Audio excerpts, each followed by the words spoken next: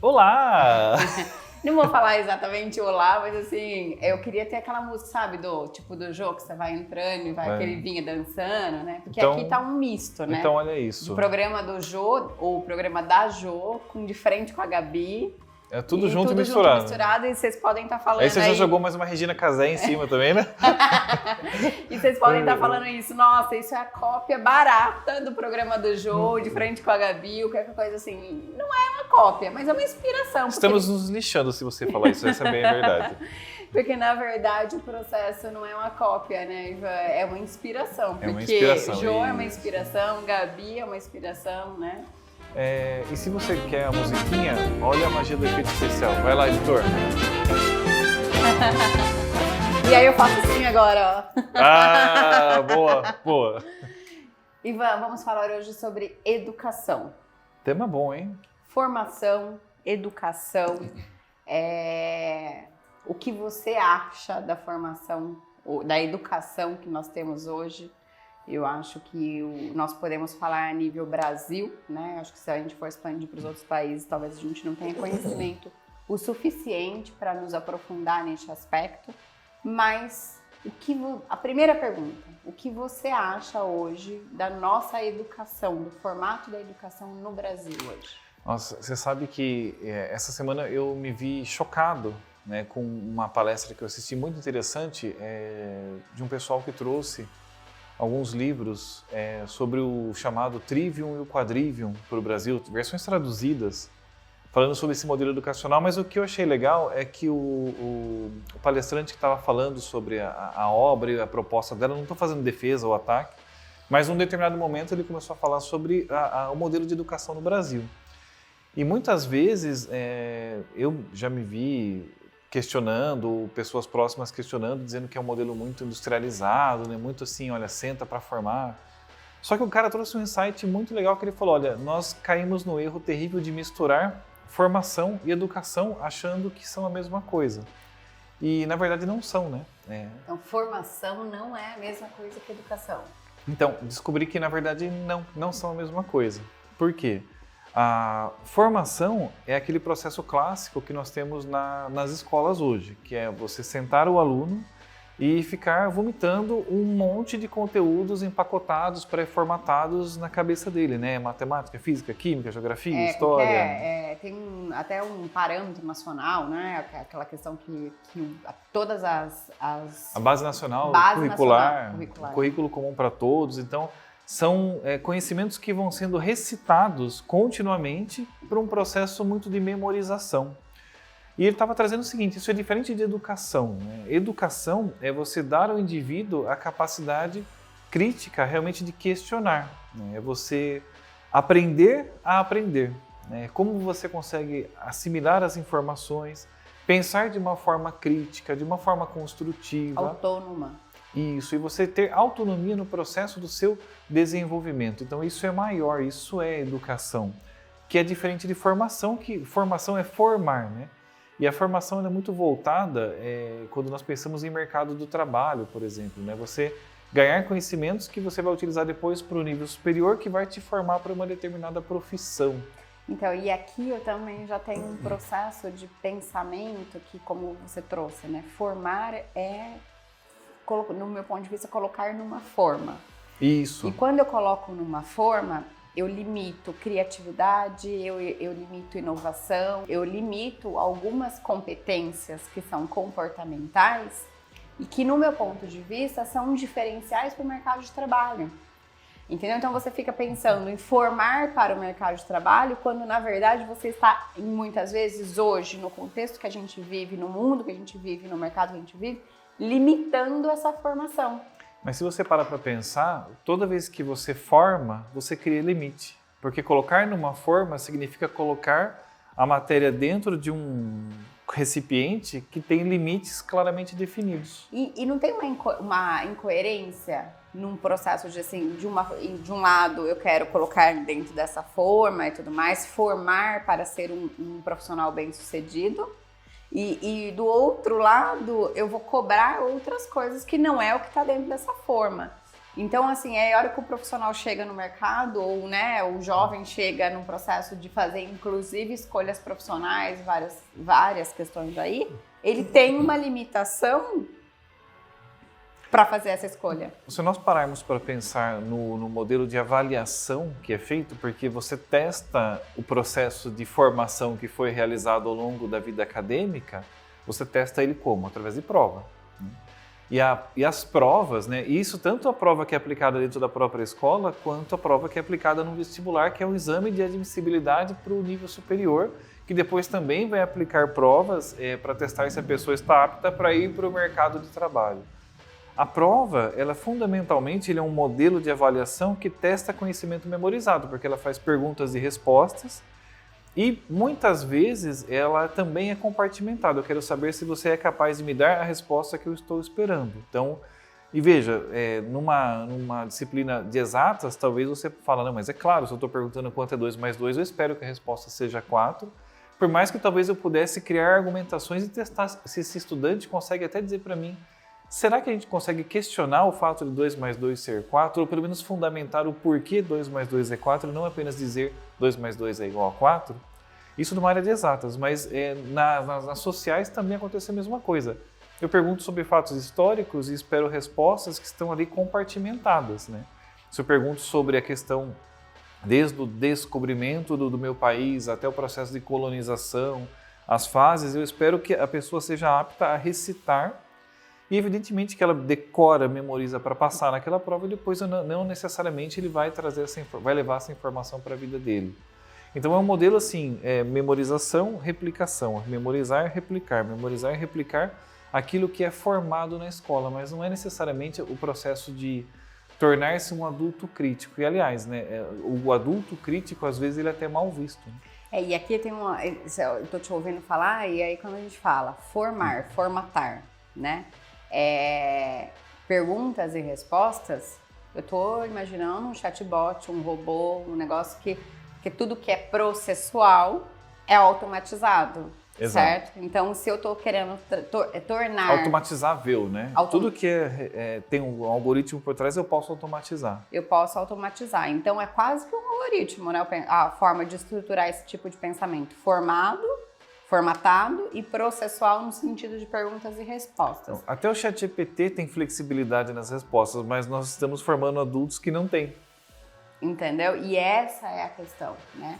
E aí o processo, eu acho que a gente tem um pensar, né? Nós como profissionais, eu acho da área, né, de desenvolvimento humano... e da área de educação também. E da área também. de educação também, um pensar sobre como essa educação hoje está sendo estabelecida. E também, enquanto pais, assumir a responsabilidade por um processo de oferecer outras alternativas e não só responsabilizar a escola como... O engraçado é que provavelmente muitos profissionais da área vão nos criticar por essas questões que estamos colocando. De fato, hoje, quando você olha a base curricular e as propostas pedagógicas de materiais didáticos, acho que talvez até mais em algumas escolas particulares do que às vezes nas públicas, mas você vê ali materiais em que você vê uma tentativa de criar um cidadão, né?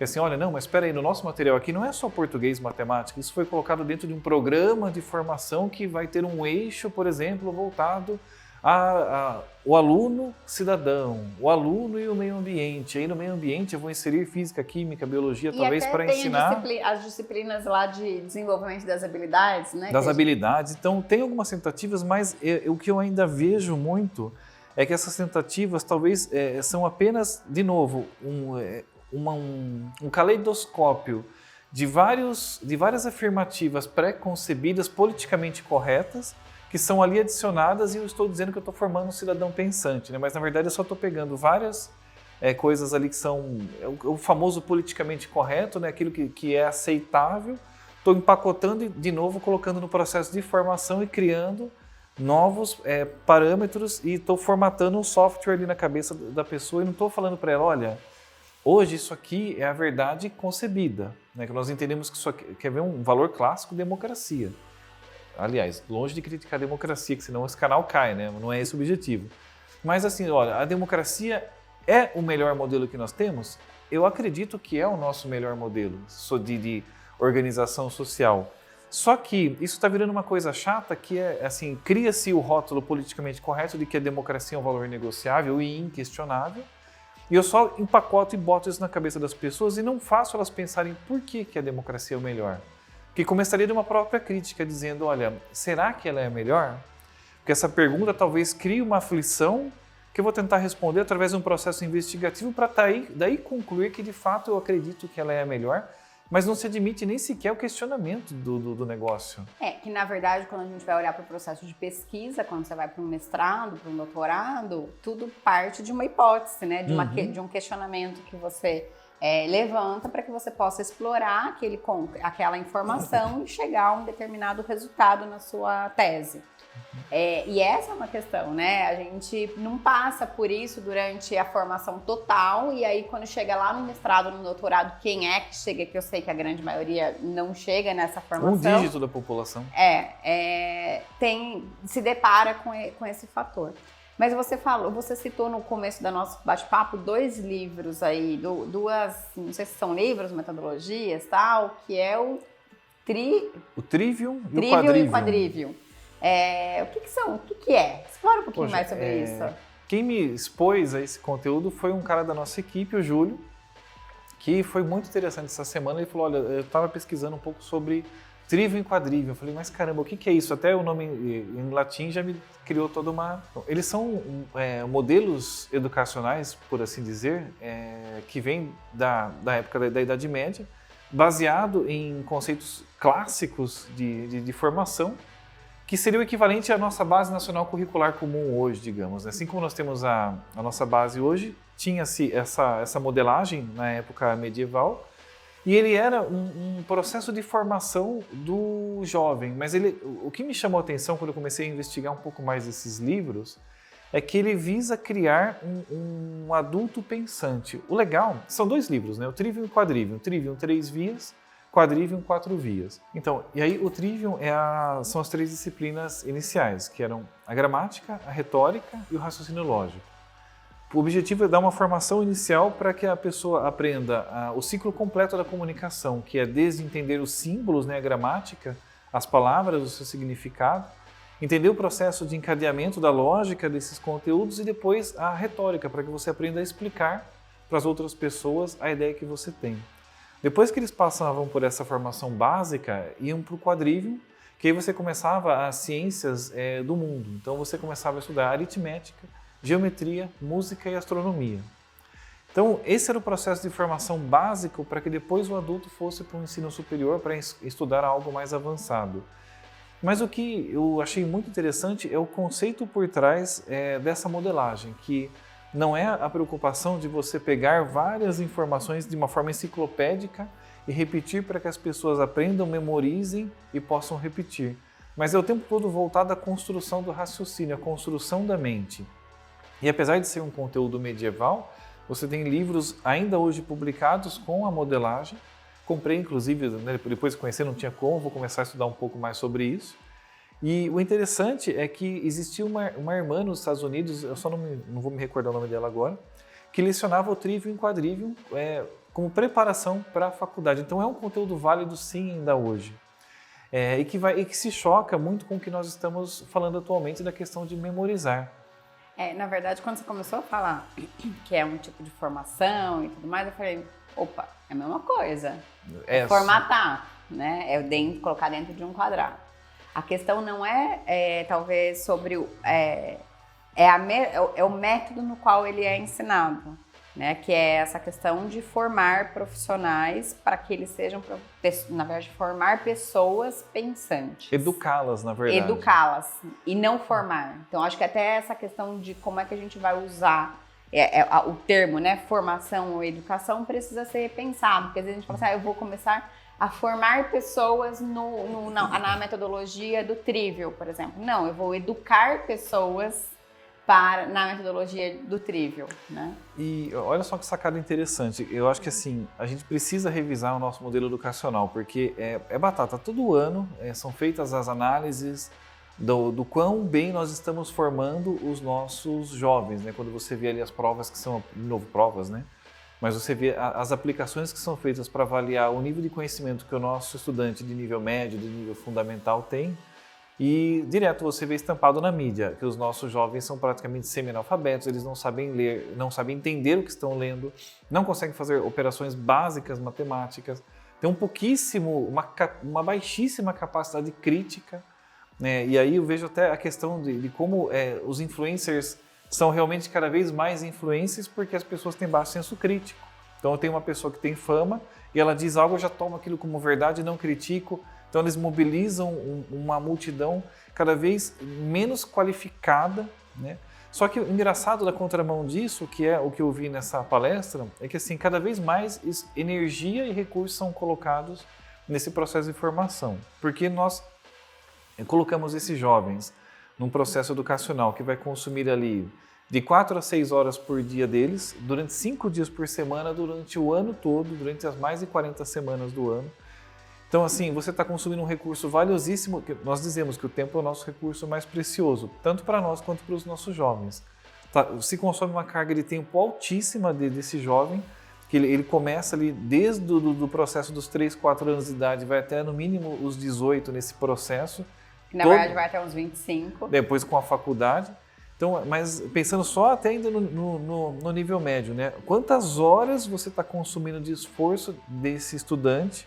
A gente está consumindo 1/4 do orçamento público, então é uma fatia super considerável do recurso para desenvolvimento da sociedade que nós temos para produzir adultos ignorantes. Então, se você consome todo esse tempo e dinheiro para isso verdade, aqui? Então, mas é que na verdade, né, Ivan, é aquela questão, aquela máxima, né, de viver ou existir. Os nossos jovens, nesse período que eles estão ali nessa formação, eles simplesmente existem, né? Porque eles vão, assim, não sei se você já teve a oportunidade de ver um jovem indo para a escola de manhã, ele vai, né, de moletom, aquele ânimo, de aquela gorro, vitalidade, né? Muito empolgado pelo processo. Então ele não está vivendo aquilo, ele está existindo. Então essa jornada que a gente falou de consumo de horas, na verdade é um consumo altíssimo de horas e na verdade de uma vida não vivida, de uma vida simplesmente existida, né? Ele existiu. Até porque muitas vezes ele nem entende qual é o sentido de todo aquele contexto, né? Aí ontem eu estava até trocando uma ideia, na verdade ontem, né? Esse vídeo tá, mas enfim. Esses dias eu estava trocando uma ideia com um empreendedor aqui da cidade e ele trouxe 2 falas que me chamaram a atenção. Ele me falou, eu fui formado num colégio que tem uma filosofia, não sei se é evangélica, enfim, olhando para essa questão. E ele falou, quase, se não a minha sala toda, se tornou empreendedor. E não foi, né, não está trabalhando dentro de uma empresa, tal. Todo mundo se tornou, está empreendendo, né? E aí eu entrei um pouco falando sobre essa questão de empreender com ele, que na verdade o processo, na minha concepção, é empreender a vida, e independente de qual é o seu regime de trabalho, se você tem um regime de empresário, né, de dono de uma empresa, ou se você tem um regime dentro no qual você desempenha um papel ou tem um cargo dentro de uma empresa, mas você empreende a sua vida porque você assume a responsabilidade pela tua vida e pelas suas ações e por tudo mais. Então essa foi uma leitura que eu achei interessante, porque ele falou, nós tivemos uma formação diferenciada, tem uma filosofia diferente e nós desenvolvemos essas habilidades dentro do processo. Então isso me chamou muito a atenção quando a gente conversou, né? Porque a gente realmente vai desenvolvendo, enfim... Sabe qual acho que uma grande armadilha na qual nós podemos estar entrando nesse momento? É que assim, nós estamos talvez errando e aumentando o erro em como nós vamos resolver esse problema. Porque se nós concordamos, é consenso, que o nosso jovem não está saindo com a formação que precisa, porque ele não é... O perfil do nosso jovem não é competitivo a nível global. Quando a gente olha a nossa performance... nas grandes áreas do conhecimento, na matemática, na química, na física, nós não estamos tendo sucesso nessa formação. Então, nós estamos consumindo, se for meio período, 5 horas por dia desse jovem, 5 dias por semana, 40 semanas no ano, sei lá, 1/4 do orçamento público e não está sendo suficiente. E aí, qual que é a saída? Não, então vamos aumentar ainda mais, vamos subir talvez para 50% do orçamento público, vamos pôr mais grana nisso para comprar computador, para comprar tela, para comprar dispositivo, para aumentar a infraestrutura e vamos aumentar a carga horária para 8, vai ser período integral, 8 horas por dia lá dentro, ou seja, drenando todo o tempo útil que esse jovem tem para ser jovem, estar vivo. E se o modelo de educação está errado, isso não vai funcionar. Só vai aumentar o tempo de exposição a um modelo que não funciona. Será que a minha provocação talvez com uma carga horária justa, mas que dê o outro meio tempo livre, talvez, para esse jovem fazer outras coisas que um jovem quer fazer, poder viver um pouco, a gente falou da vitalidade, né? Ele não tem que entrar numa jornada, ele não está trabalhando 8 horas por dia. Talvez isso seja uma forma até de já acostumá-lo a jornadas de 8 horas dia, né? Falar, você agora só tem livre o período da noite, porque 8 horas dia ou você está trabalhando ou você está estudando, o seu tempo está consumido. Você não tem tempo para você de qualidade, para você praticar um esporte, para fazer uma arte, sei lá, ou só para sentar no sofá e ter um ócio criativo. Então a gente só está consumindo ainda mais tempo deles, colocando ainda mais recursos, sendo que a história, né, a humanidade formou mentes brilhantes muito antes de ter a primeira tela do computador. Então, é possível uma boa formação sem necessariamente você abrir um data show na sala de aula e colocar um mapa animado onde o professor aponta e faz uma animação e sai um vídeo com efeito sonoro. Isso é legal, é super legal. Mas não é isso necessariamente que vai fazer o jovem falar, nossa, putz, é isso que faltava para eu aprender a verdadeira história da humanidade agora, entendeu? Essa Na verdade, sim, eu acho que a questão né? Será que nós realmente queremos mudar esse contexto educacional? Será que eu realmente quero ter pessoas mais críticas? Porque à medida que eu tenho pessoas mais críticas, eu tenho que aumentar o meu poder de argumentação, porque eu não consigo dominar a massa crítica, né? Porque se você vê né, um ou outro pensamento, que são pessoas que têm pensamento crítico e tal, já são pessoas difíceis de dominar. Então, à medida que eu vou aumentando a capacidade crítica do ser humano de uma forma geral, isso faz com que eu não consiga dominar a massa. E aí a gente vai entrar em outros assuntos aqui, que pode ser até pauta para uma próxima conversa. Mas eu acho que um ponto que seria muito interessante, que eu acho que que para mim é a essência da nossa conversa aqui, é a educação e a formação são importantes. E elas andam de forma juntas. Elas podem estar próximas ou não. Né? E no meu ponto de vista, elas deveriam andar de forma paralela, né? Porque a formação dentro da escola e tudo mais traz algumas questões que são importantes, como convívio social, relacionamento, regras, Sim. limites, responsabilidades. Então, essa formação traz coisas importantes e a educação também potencializa o ser.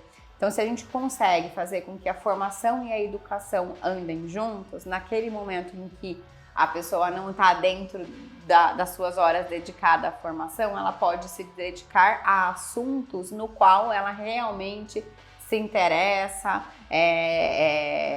que desperta uma curiosidade e ali ela fica um tempo vendo aquilo, estudando aquilo, se envolvendo com aquele assunto. Então, eu acho que isso faz com que a gente desenvolva uma autonomia no processo educacional, né? E vá formando profissionais aí com um pensamento melhor, mas na verdade não sei se melhor, né? Mas com um pensamento mais... Que saibam pensar, que aprendam a pensar, né? Que Exatamente. se tornem pessoas... E sabe que, de fato, ao mesmo tempo que pessoas críticas são mais difíceis de serem dominadas, sim, mas elas podem ser organizadas, porque ao mesmo tempo que essa capacidade racional surge, se você trouxer outros eixos de educação / formação, que hoje em alguns momentos parecem até coisa antiquada ou até refratária, se você fala, olha, vamos promover uma formação cidadã, vamos falar de valores, cara, isso é a base para que esse adulto crítico continue vivendo de forma organizada numa sociedade. Por quê? Quando você é exposto a um modelo de pensamento como Montesquieu, por exemplo, pensando a questão da separação. Eu aprendi lendo Montesquieu que uma coisa é o homem livre, outra coisa é o homem independente, uma coisa é o homem, outra coisa é o cidadão, O que nós temos não é independência, é liberdade, mas é uma liberdade política que implica em aprender a conviver numa sociedade com regras e limites de convivência. Há quem diga que liberdade é utopia. Então, depende da hermenêutica que a gente está aplicando para a palavra, sim, seria essa independência, a liberdade aplicada no sentido de independência é utópica para nós humanos, porque você não consegue ter isso. E aí vem uma questão interessante que o homem que quer ser independente, né, fala, não, eu quero ser independente, mas continuar vivendo na sociedade, ele está sendo um hipócrita, ou um egoísta, né, que eu quero ter todas as benesses da independência, usufruindo das benesses também da liberdade limitada do convívio social. Não, se você quer viver em sociedade, você não é independente, você tem liberdade dentro do que a legislação, que é o Pacto Social, firmou. Outro assunto, liberdade e independência para o nosso próximo. Para o nosso próximo, a gente amplia isso. Mas isso vem do processo de educação, que daí você aprende a ser crítico, mas também entende que você tem um papel como cidadão e de boa convivência. E aí isso vai te expandindo. Aí você consegue ter uma massa não controlada, mas organizada. Mensagem para finalizar nossa entrevista, o nosso bate-papo. Invista na educação dos seus filhos. E na sua própria educação.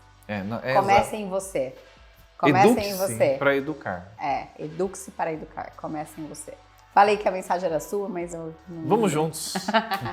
Galera, se inscreve aqui no canal, curta, compartilha. É muito importante que a gente envie esses vídeos para o maior número de pessoas, porque é assim que a gente vai fazer um movimento aí na corrente do bem para um mundo melhor, para uma vida melhor, para tudo melhor, né? Então, eu acho que é importante a gente multiplicar, disseminar conhecimento bom, coisas boas que vão acrescentar na vida dos outros. Eu fui bem, agora modesta, dizendo que o nosso conteúdo é muito bom. Que agrega, exato. Na verdade, porque a gente estuda muito para estar aqui, né? A gente não vem aqui, às vezes, falar coisinhas, não. A gente estuda muito e a gente tem aí mais de, sei lá quantos anos estudando sobre o tema para estar aqui falando para vocês alguma coisinha de uma forma muito simples e objetiva, nem tanto, né, Ivan? Mas seguimos. Essa é uma experiência, esse é um primeiro, como é que o pessoal fala? Um piloto, um projeto piloto. E de repente, se fizer sentido, se vocês gostaram, a gente vai seguir com esse piloto, trazendo um pouquinho dos assuntos que a gente tem lá em casa, que a gente tem nos bastidores com o time, com o pessoal, sempre olhando para esse processo de desenvolvimento humano. Valeu, galera. Até o próximo. Valeu.